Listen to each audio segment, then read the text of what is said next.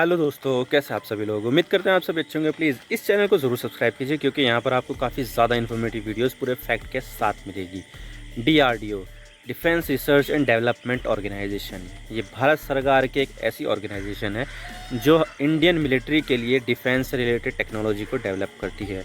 और डीआरडीओ की बनाई हुई बहुत सारी ऐसी चीज़ें हैं जो इंडियन मिलिट्री इस्तेमाल करती है, जैसे कि उसके रडार इसके बहुत फेमस है क्योंकि इसका रडार के इस्तेमाल भारत की जो थल सेना है वो करती है, नेवी करती है और एयरफोर्स करती है। ये सब तो ठीक है, लेकिन जब भारत में समस्या तब आती है जब डीआरडीओ जैसी सेंसिटिव ऑर्गेनाइजेशन में काम करने वाले कुछ स्वार्थी लोग डीआरडीओ से जुड़ी हुई बहुत सारी सेंसिटिव इन्फॉर्मेशन को लीक कर देते हैं, दुश्मन देशों को दे देते हैं।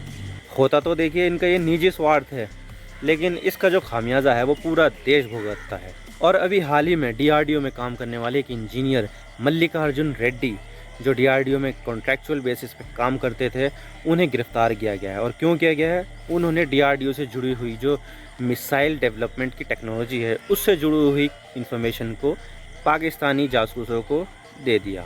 तो क्या है ये पूरा मामला और किस तरह से मल्लिकार्जुन रेड्डी डीआरडीओ से जुड़ी हुई सेंसिटिव इन्फॉर्मेशन को लीक कर देता था, और ये हनी ट्रैप क्या होता है जिसमें ये फंस गया है, आज इसके बारे में पूरी डिटेल के साथ बात करेंगे। लेकिन उससे पहले हम न्यूज़ आर्टिकल्स देख लेते हैं। The Indian Express, DRDO lab engineer held for sharing information on India's missile program with Pakistani spy. 18 जून 2022 का आर्टिकल है ये।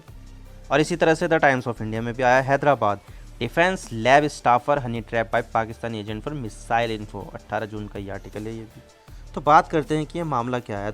तो यहाँ पर ये हुआ है कि डीआरडीओ में काम करने वाले कॉन्ट्रैक्ट एम्प्लॉय जिसका नाम मल्लिकार्जुन रेड्डी है, उसने बहुत ही ज़्यादा सेंसिटिव इन्फॉर्मेशन को आईएसआई जो पाकिस्तान की खुफिया एजेंसी है उसकी एक फ़ीमेल हैंडलर के साथ शेयर किया। और अब इसे यानी मल्लिकार्जुन रेड्डी को फ्राइडे के दिन रामकोंडा पुलिस ने गिरफ्तार कर लिया है। आपको मैं मल्लिकार्जुन रेड्डी की तस्वीर दिखा देता हूँ जिसने देश के डिफेंस से जुड़ी हुई इन्फॉर्मेशन को पाकिस्तानी जासूस के साथ शेयर किया है। तो ये है वो शख्स जिसका नाम है मल्लिकार्जुन रेड्डी, जिसने पाकिस्तान की महिला जासूस के साथ देश की खुफिया जानकारियों को शेयर किया है। ये बहुत ही ज़्यादा सेंसिटिव मामला है क्योंकि डीआरडीओ देश की सेना के लिए टेक्नोलॉजी बनाती है और पाकिस्तान हमेशा इन टेक्नोलॉजी को चुराने की फिराक में रहता है। और अक्सर ऐसे लोगों के काले कारनामों की वजह से देश की खुफिया चीज़ें दुश्मनों के साथ साझा हो जाती हैं और दुश्मन देश यही चीज़ें भारत के खिलाफ आजमाते हैं। और ऐसे लोग अपने स्वार्थ के लिए देश को दांव पर लगाते हैं जिससे देश की सुरक्षा पर खतरा पैदा हो जाता है। और अब बात करते हैं कि ये किस तरह से डीआरडीओ की मिसाइल डेवलपमेंट की इन्फॉर्मेशन को पाकिस्तानी जासूस के साथ साझा करता था। तो ये मामला सीधा सीधा हनी ट्रैप से जुड़ा हुआ है। अगर मैं आपको हनी ट्रैप नहीं पता है तो मैं आपको बता देता हूँ कि हनी ट्रैप वो चीज़ होती है जब कोई लड़की या लड़की किसी फर्जी सोशल मीडिया अकाउंट के ज़रिए किसी ऐसे लोगों को अपने जाल में फंसाती है जिससे वो अपना काम निकलवा सके। ये अक्सर पैसा कमाने के लिए इस्तेमाल में किया जाता है, लेकिन ये जासूसों के द्वारा भी इस्तेमाल किया जाता है जहाँ पर फॉल्स आइडेंटिटी दिखाकर कुछ सीक्रेट और सेंसिटिव इन्फॉर्मेशन निकलवाई जाती है। और यहाँ पर भी ऐसा ही मामला सामने आया है। यहाँ पर भी फर्जी आईडी बनाकर और प्रेम जाल में फंसाकर डिफेंस इन्फॉर्मेशन निकलवा ली गई है। तो यहाँ पर जो सस्पेक्ट यानी मल्लिकार्जुन रेड्डी है, उन्होंने बीटेक और एमबीए किया हुआ था। उसने अपनी जॉब और वर्क के बारे में 2018 में पोस्ट किया था सोशल मीडिया पर, और उनकी इस चीज़ को देखते हुए उनके पास किसी अनजान लड़की की फ्रेंड रिक्वेस्ट आई जिसका नाम नताशा राव था। और जैसे रिक्वेस्ट आई रेड्डी ने वो एक्सेप्ट कर ली और फिर दोनों की बातचीत शुरू हो गई। और यहीं पर ही नताशा राव ने अपना खेल दिखाना शुरू कर दिया।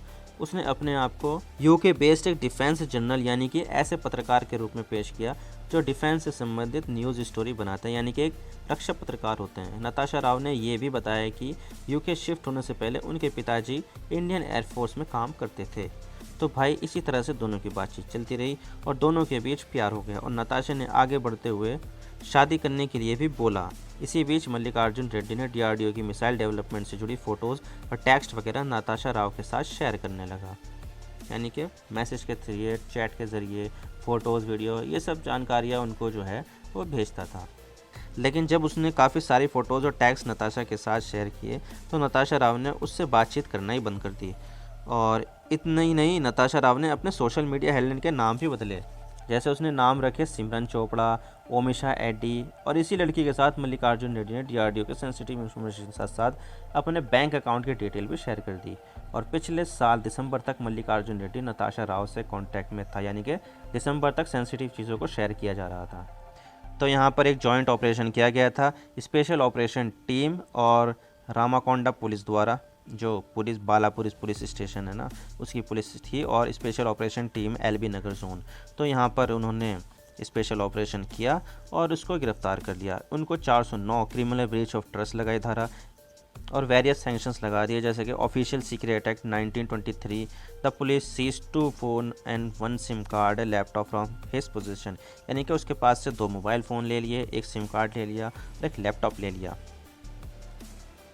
और ये उसके घर से जो मीरपेट, हैदराबाद के मीरपेट इलाके में है, वहाँ से गिरफ्तार किया गया है इसको।